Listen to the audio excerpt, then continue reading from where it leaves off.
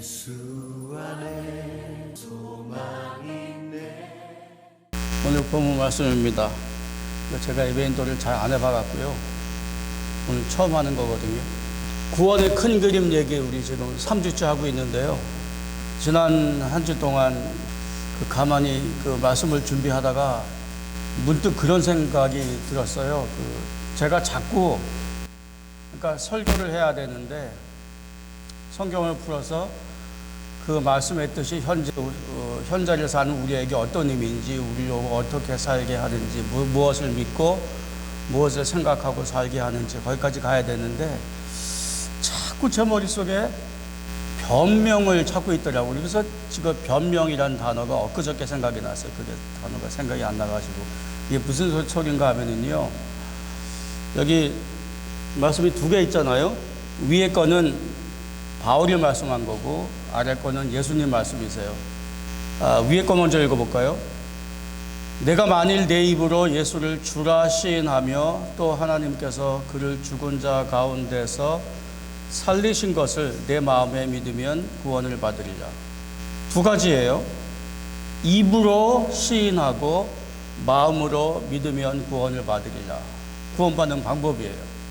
그러니까 이걸로 복음과 기독교 신앙을 이제 정리를 하면은 이 말씀이 잘못됐다가 아니라 나로부터 시작되는, 내 믿음으로부터 시작되는 신앙 고백일 수밖에 없어요. 물론 딴 것도 있지만 여기를 중심으로 시작을 하면은, 그러면은 나도 모르게 내가 원하는 것, 내가 상상하는 구원, 내가 상상하는 축복, 하나님께서 내게 주셨으면 하는 것들이 여기 나의 삶의 정황으로부터 이루어지는 거지요. 그러니까 할 수 없이 우리는 우리 중심적이기 때문에 가난한 사람들에게는 물질의 복일 테고, 천국을 정의하기를, 복 받는 걸 정의하기를, 아픈 사람한테는 건강이겠고, 그런 것에 총체적인 걸 거예요. 두 번째 거, 예수님 말씀하세요. 나더러 주여 주여 하는 자마다 다 천국에 들어갈 것이 아니요 다만 하늘에 계신 내 아버지의 뜻대로 행하는 자라야 들어가리라. 위의 것이 구원받는 방편이라면 아래 거는 어떻게 살 거냐 얘기지요. 근데 그 둘 다 구원에 관련된 거예요. 근데 바울의 말씀에는 이렇게 하면은 된다인데 예수님 말씀은 더 무서워요. 더 엄하고. 나더러 주여 주여 하는 자마다가 무슨 말일까요? 그러니까 신앙 고백하고 나를 주로 고백하는 게 거기 당연히 포함되겠죠. 그러니까 입으로 마음으로만 하면은 안 된다 그 얘기잖아요.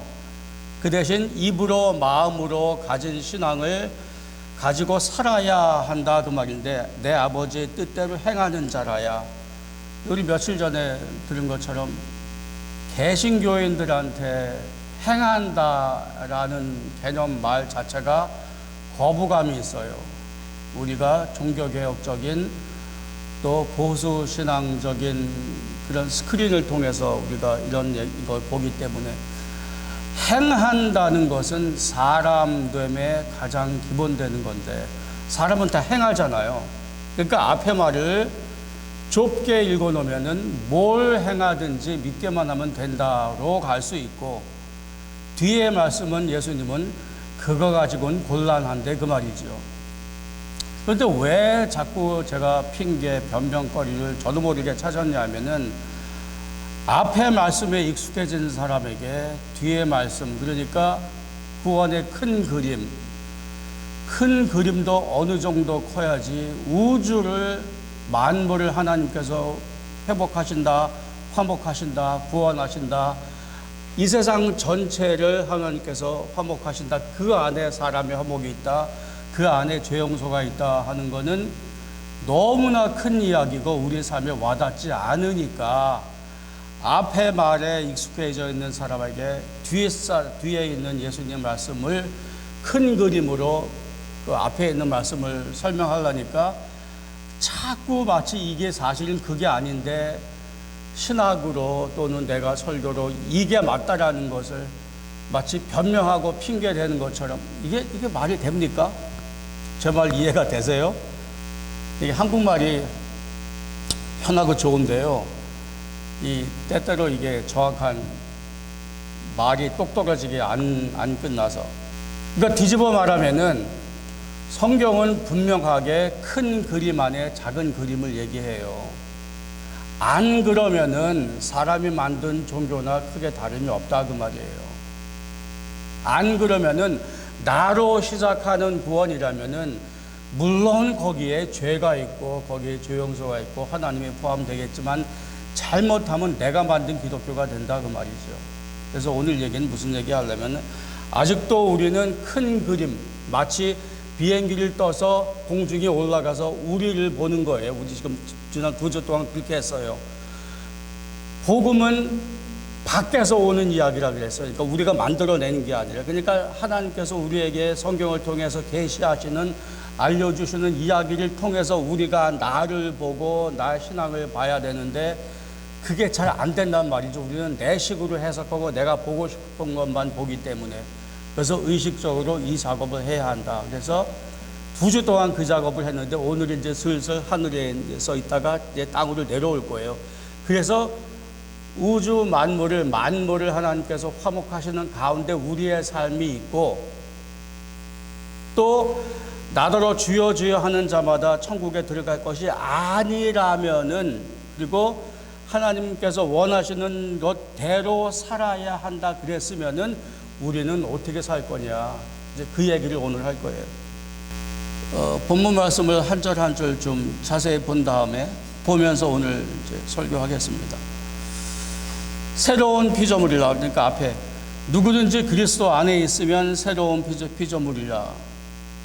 누구든지 그리스도 안에 있으면, 이건 요새 표현 아니에요. 우리 이렇게 말 안 하지요.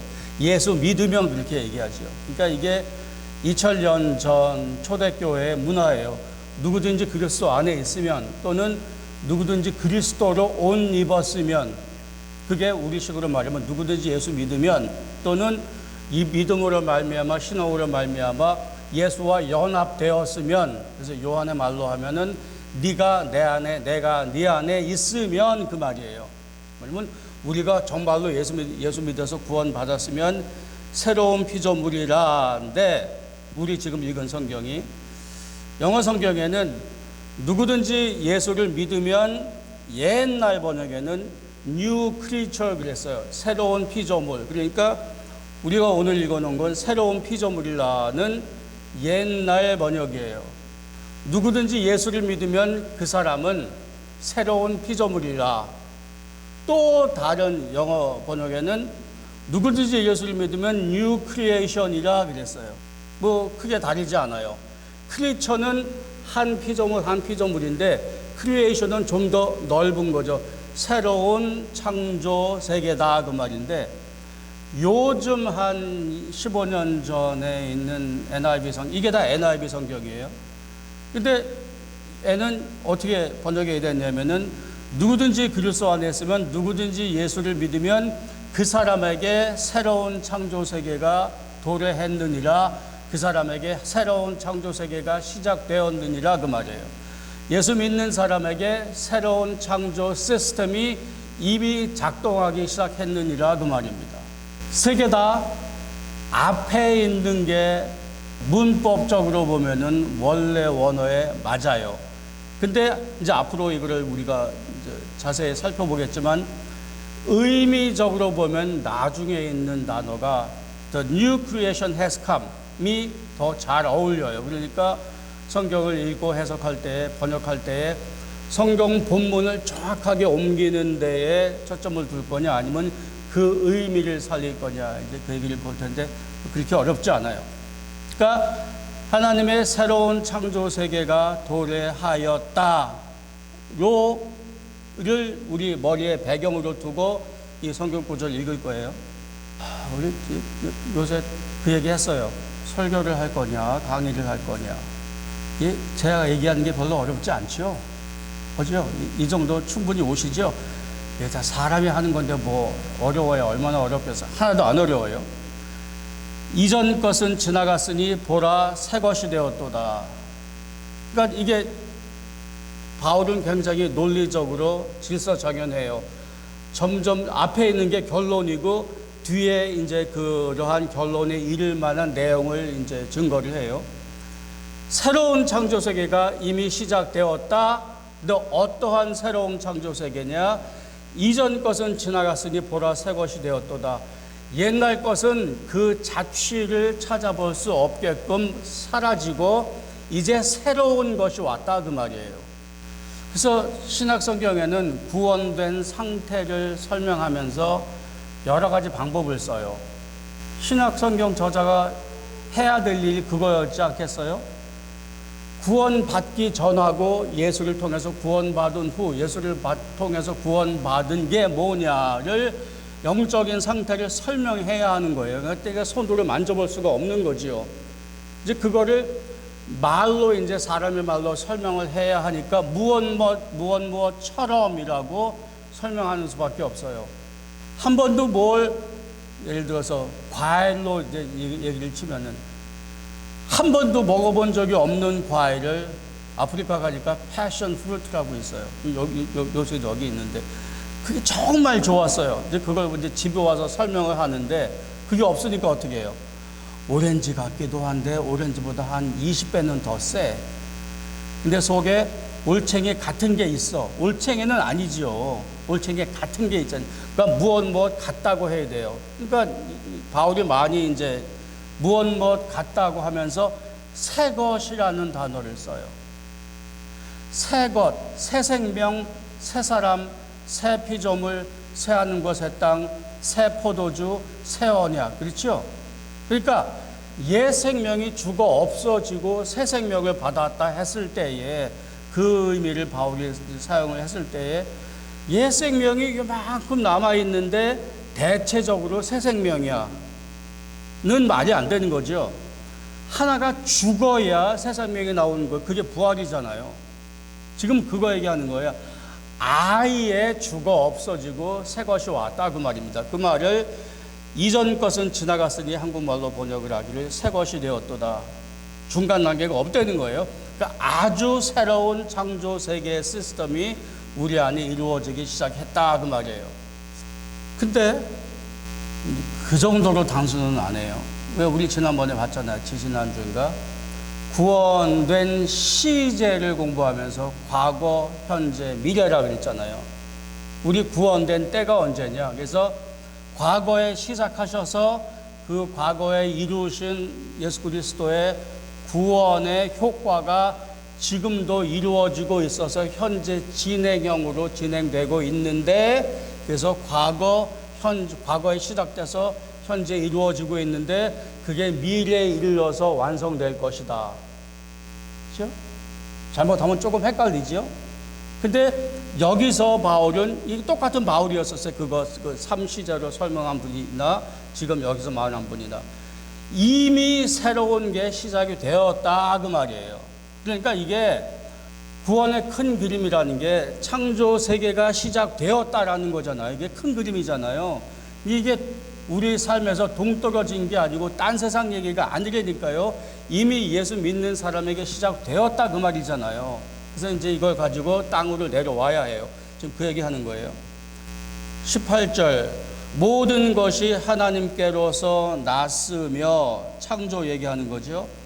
그가 그리스도를 말미암아 우리를 자기와 화목하게 하시고 십자가의 피로 골로새서 1장 얘기예요. 지난번에 본 그리스도의 피로 우리를 자기와 화목하게 하시고 또한 그 결과로 우리에게 화목하게 하는 직분을 주셨으니 제가 불만이 있습니다. 왜 화목하게 하는 직분이라 그랬을까? 직분 그러니까 꼭 교회 직분 얘기하는 것 같잖아요. 그죠? 그래서 목사님이나 장로님이나 집사님이나 선교사님이나 신학교수나 직분이에요. 그래서 우리가 하는 그거 맡은 사람들이 하는 직분이 있어요. 여기 얘기하는 거는 교회에서 어떤 특별한 일을 위해서 구별해 놓은 그 직분이 아니라 모든 성도, 다시 말하면 앞에 이야기한 누구든지 그리스도로 옷 입었으면 누구든지 그리스도 안에 있으면 모든 성도 다 얘기하는 거잖아요. 그 모든 예수 믿는 사람에게 얘기하는 거죠. 예수의 피로 화목된 모든 사람은 화목하게 살 뭐가 있다? 직분 말고 다른 말로 한번 해보십시오. 예수의 피로 말미암아 우리가 죄 용서되고 하나님께 화목되었으면은 마음으로 원수되었던 너희가 예수의 피로 말미암아 하나님께 화목되었으면은 이제 하나님 하시는 말씀이에요. 나랑 화목되었으니까 이제 어떻게 할래? 그 얘기예요. 너 이제 나랑 화목됐어. 그거 분명해. 의심하지 마. 의심하지 마. 믿어. 그런데 하나님께서 말씀하시는, 근데 내 질문은 나랑 화목됐어. 분명해. 내가 내 성령으로 보증해 주어. 내가 성령으로 너희와 함께 살게 해줄게. 그런데 하나님께서 물으시는 질문은 근데 이제 어떻게 살 거니? 그 얘기예요.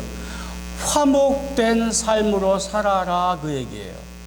그래서 좌우간 직분이란 말을 쓰건 삶이라는 단어를 쓰건 화목하게 하는 직분을 주시고, 성도에게 가장 고귀한 직분, 삶의 양식은 화목하게 하는 삶입니다.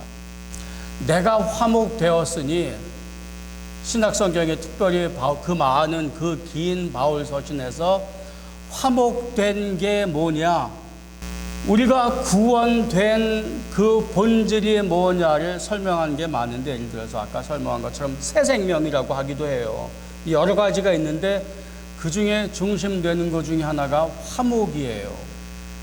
우리가 이 단어를 이 개념을 좀 더 깊이 새기고 연구하고 우리 삶에 생각하고 우리 가정생활에 우리 사회생활에 좀 적용할 필요 있습니다. 왜냐하면은 우리 삶이 다 이렇게 나누어져 있잖아요. 그렇죠?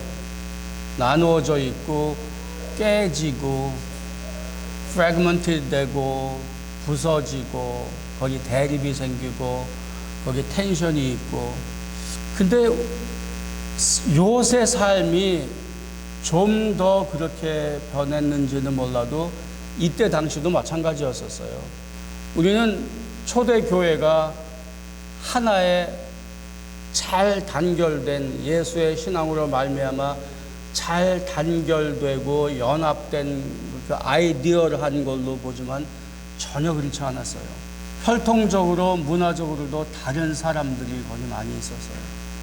유대인들이 주로 그 멤버로 시작돼서 초대교회가 이루어졌지만은 유대 사람들이 다 한 가지 전통 사람들이 아니라 그 이스라엘 안에 산 사람, 밖에 나가서 평생이 아니라 여러 세대를 외국에서 산 사람, 그리고 돌아온 사람, 그러니까 유대인이 돼 유대 말을 안 쓰는 다른 여러 나라 말을 쓰는 사람, 그리고 거기 이탈리아 사람들은 정복국이고 유대 사람들은 정복된 사람들이에요. 그러니까 정치적으로, 문화적으로, 경제적으로 억압된 사람들하고 억압한 사람들이 다 모여 있는 거예요. 언어도 다르고 풍습도 다르고. 그러니까 원래 삶을 사는 우리의 삶은 부서져 있어요. 아마 그 문화 속에서 바울은 화목이라는 단어를 찾았는지 몰라요.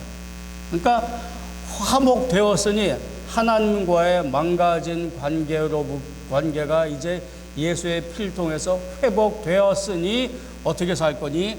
나가서 화목하게 하는 그 관계를 회복하게 하는 그런 삶으로 살아라. 그래서 세상을 자기와 화목하게 하시며, 하나님께서 화목하게 하시는 대상은 세상입니다. 이렇게 읽어놓으면은 예수님 말씀이 우리에게 이해되기가 쉬워요. 나더러 주여 주여 하는 자마다 천국에 들어갈 것이 아니요 하늘에 계신 아버지의 뜻대로 행하는 자라. 행하는 게 구원의 기독교 종교의 그냥 그 주변두리가 아니라 핵심적인 거라는 거예요. 왜냐하면 행한다는 것은 우리가 산다는 얘기잖아요. 사는 건 어디서 살아요? 우리가 교회 와서 예배 드리는 건 1시간밖에 안 돼요. 같이 밥도 먹고 같이 교제도 하고 하지만 일주일에 다 통틀어 봐야 3시간밖에 안 되잖아요. 그 나머지는 다 집에서, 직장에서, 마켓에서, 공원에서 뭐 그렇게 살잖아요. 우리가 사는 모든 삶의 양식 안에서 아버지의 뜻을 행하는 자라야 그 말이에요. 그러면 그게 바울의 말로 하면 세상인 거죠. 세상을 자기와 화목하게 하시며 해서 세상이 뭐냐 그러면은 물질적인 세상, 창조, 자연 세계만 염두에 둘 게 아니라 하나님께서 우리에게 맡기신 삶, 문화, 우리의 하는 일, 직업, 우리가 관심 쓰는 일, 돈 버는 거, 세금 내는 거, 자녀 교육시키고 자녀 결혼시키는 이 모든 일들 가운데에 하나님께서 우리를 화목하게 하셨으니 그렇게 하는 이유가 세상을 자기와 화목하게 하시며 그들의 죄를 그들에게 돌리지 아니하시고 화목하게 하는 말씀을 우리에게 부탁하셨느냐. 보세요. 그들의 죄를 그들에게 돌리지 아니하시고는 분명히 종교적인 말씀이에요. 그렇죠? 죄 용서잖아요. 근데 세상을 자기와 화목하게 하시며 화목하게 하는 말씀을 부탁하셨느니라. 무엇을? 세상을 화목하게 하는 말씀. 그러니까 이게 따로따로 읽으면 이렇게 되는 거예요. 죄 용서는 영적인 단어, 영적인 개념, 기독교적인 개념으로 들리고 세상을 화목하게 하신다라는 말을 잘못 읽으면 세상적인 걸로 들릴 수 있으세요? 어떠세요? 이거 두 개가 따로따로면 곤란하다 그 말이에요. 구원의 큰 그림 안에서. 19절이요. 곧 하나님께서 그리스도 안에 계시사 세상을 자기와 화목하게 하시며 그들의 죄를 그들에게 돌리지 아니하시고, 두 개가 따로따로 얘기가 아니라 그 말이에요. 세상을 자기와 화목하게 하신다는 일이 곧 사람의 죄를 사람에게 돌리지 아니하시고 사람의 죄를 용서하셨다. 그러면서 결과적으로 화목하게 하는 말씀을 또한 우리에게 부탁하셨느니라.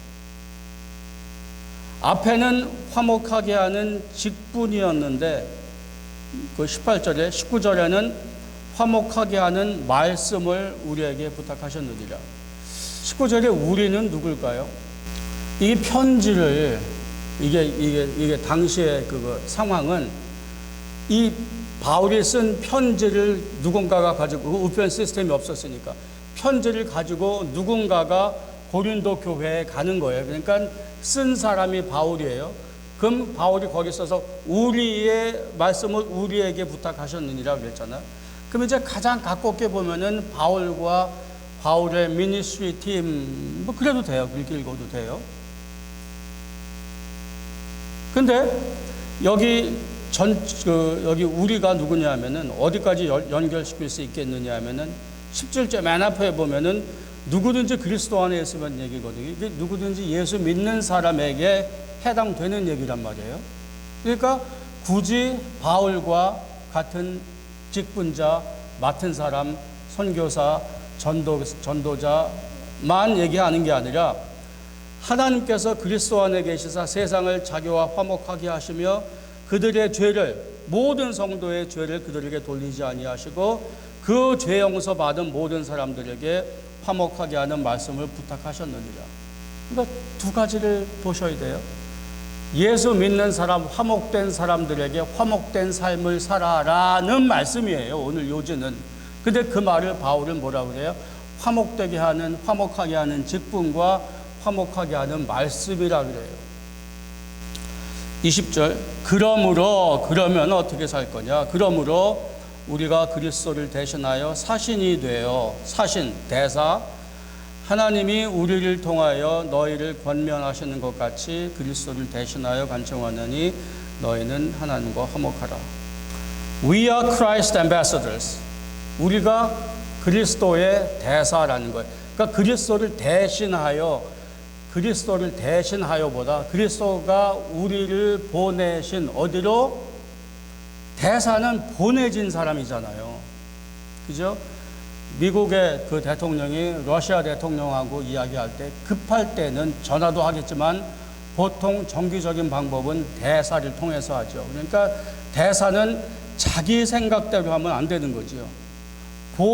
보내신 분의 뜻을 받아서, 그래서 그게 분명하지가 않으면 연락을 해야 하는 거죠.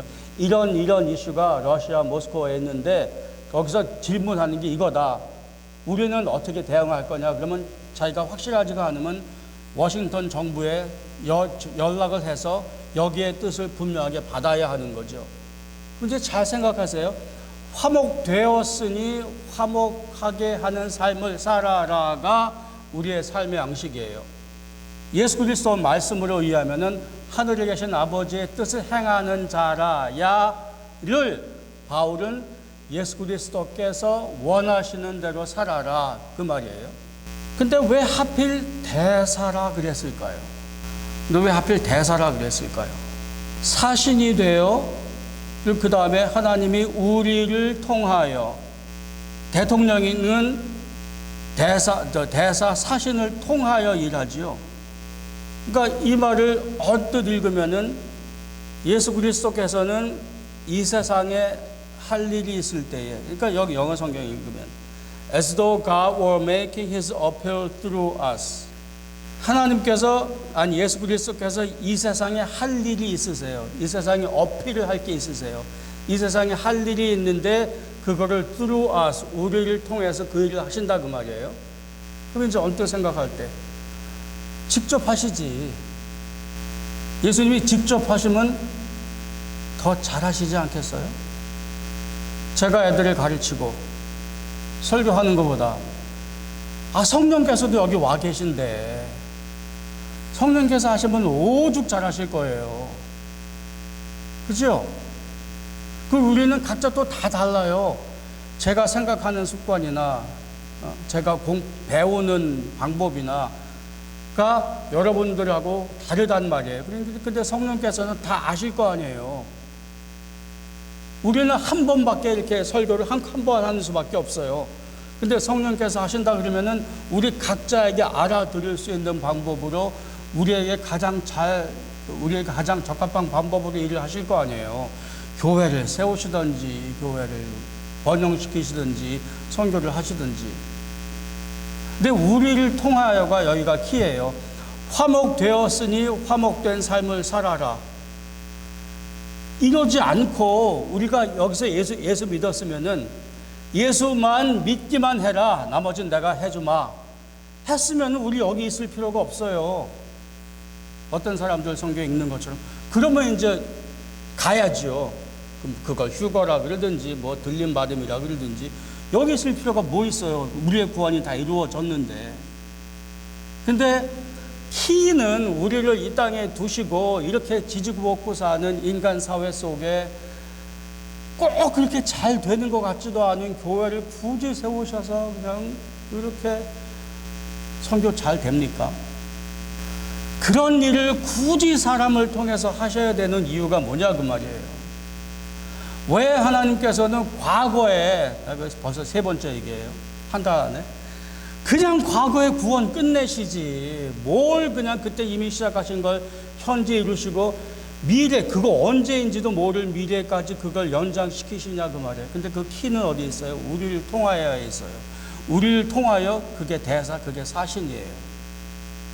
여기서 얘기가 분명해지면은 우리는 어쩌면 만물을 하나님께서 화목하시니까 그거 앞으로 하실 게 아니라 이미 과거에 이미 예수께서 십자가에 달려 돌아가심으로 그거 이미 이루셨으니까 그러면 어떻게 살 거냐 이제 이 얘기를 해야 되는 거잖아요.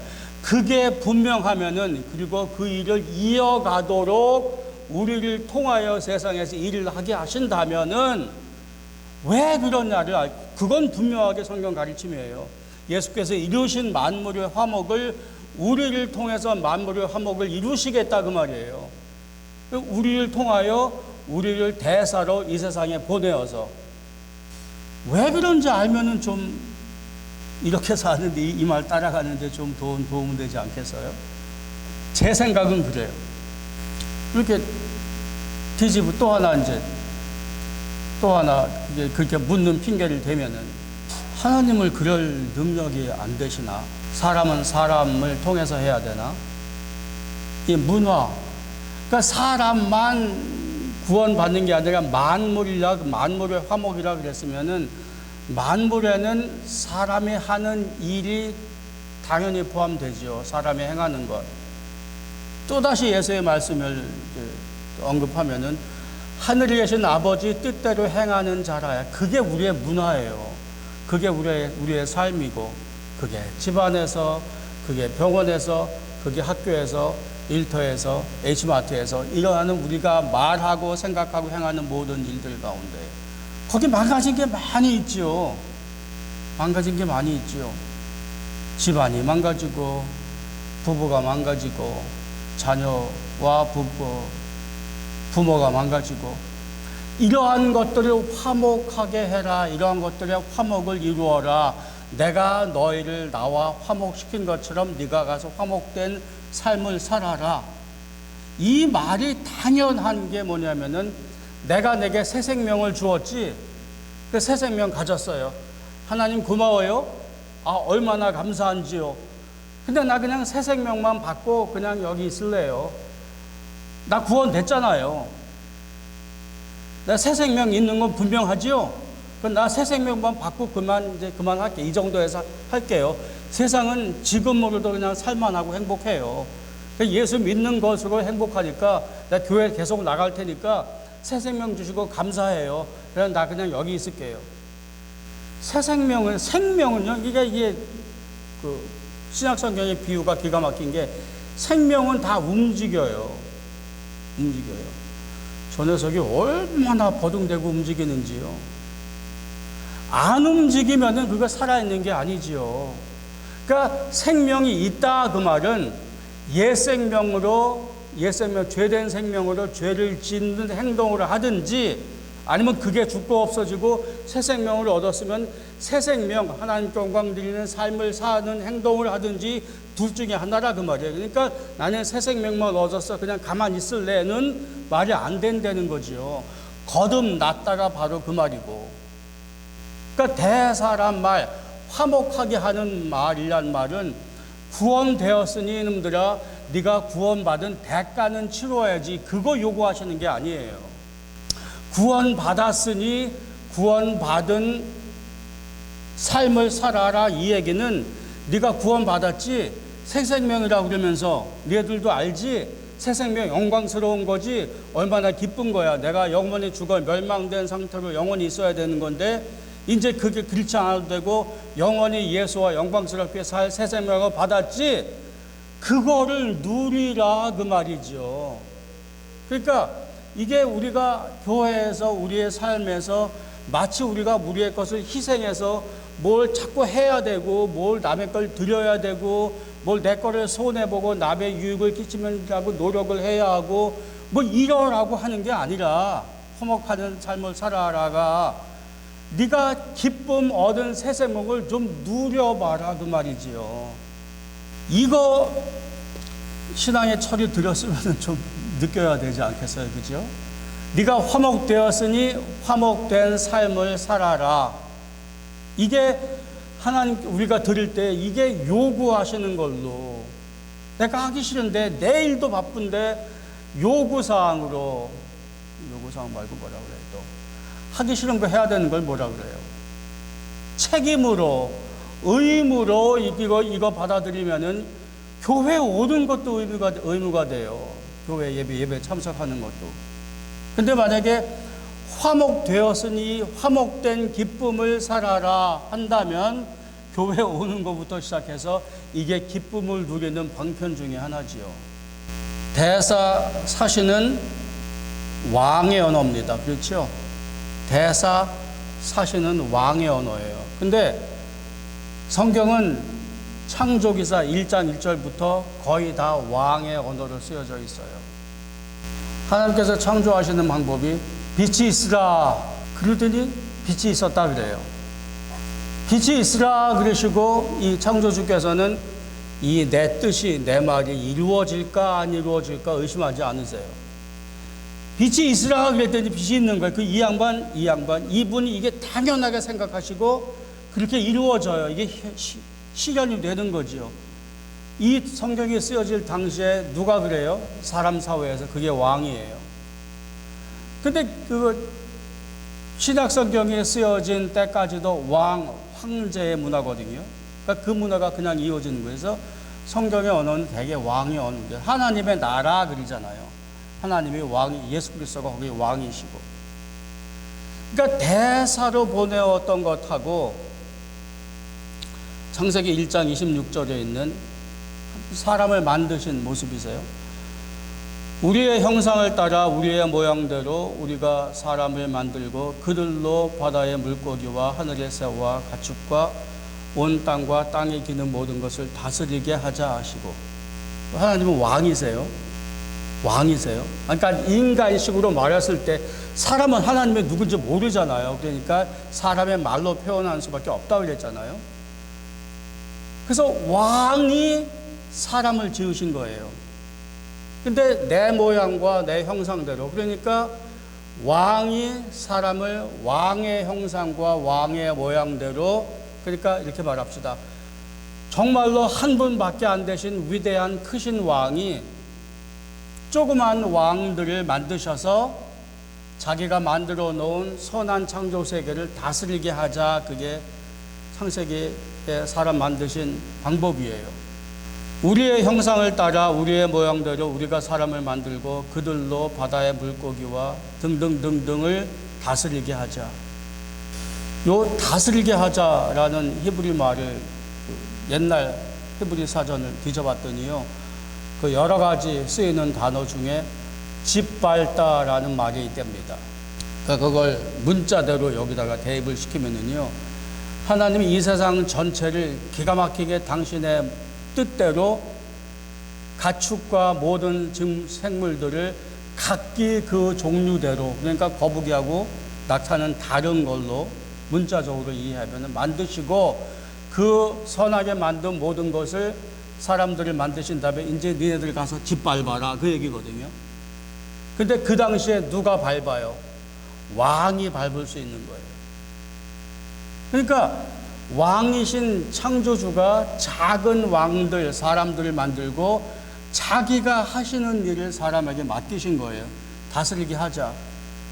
이게 하도 옛날에 쓰인 말이라 창세기니까, 그리고 요새 과학적인 시각으로 볼 때 이거 잘 안 믿는 사람들도 많거든요. 이렇게 해석하면 안 된다, 이거 과학적으로 재해석하는 사람들도 많아요. 예수 믿는 사람 중에.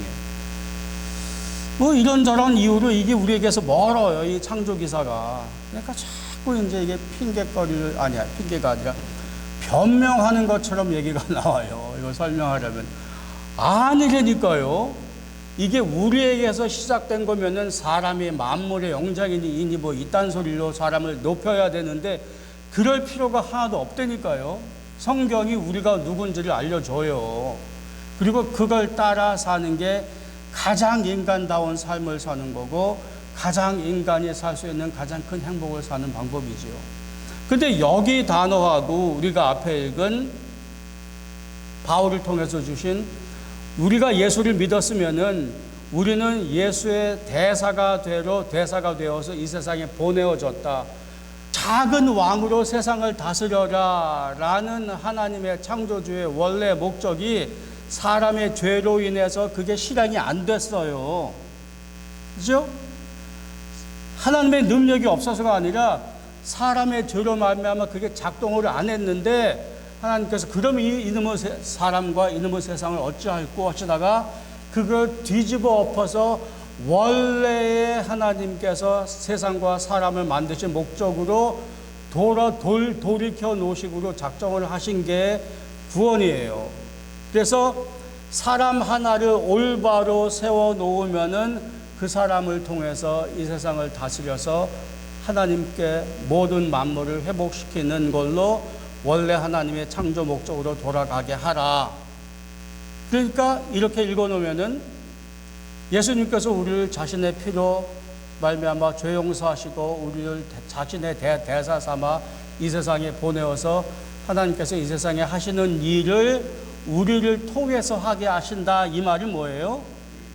이게 전혀 없는 일을 이 세상에 집어넣으신 게 아니라 이미 옛날에 있었던 일을 회복된 사람을 통해서 다시 회복시켜서 하나님이 원하시는 일을 하게 하신다, 그 말인 거지요.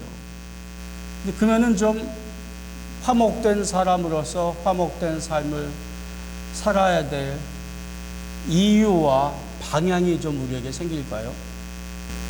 다는 아니에요, 아직. 왜냐하면은 이게 다라면은 우리는 지금 이게 다 끝나고 우리 새하늘과 새 땅에 가 있어야겠죠. 근데 아직도 우리가 여기 있는 이유는 미래에 이르는 과정에 있는 거지. 그러니까 아직 우리 이것이 다 이루어지진 않은 거죠. 그러니까 다시 말하면 우리 현실 사회에는 구원이 이루어져 가고 있고 새로운 창조 세계의 시스템이 우리 안에 작동하기 시작했고, 그래서 교회도 이렇게 이루어지고 있지만은 이렇게 해야 되는 만큼 다 생각대로 이루어지지는 않는다 그 말이지요. 이제 그게 이제 우리의 텐션이에요. 그래서 이제 큰 그림 그리면서 우리는 만물을 회복하시는 큰 그림 보면서 하늘에서 이미 땅으로 내려와서 이 땅 방방곡곡에 가서 그리스도의 대사로 살아라까지는 왔어요.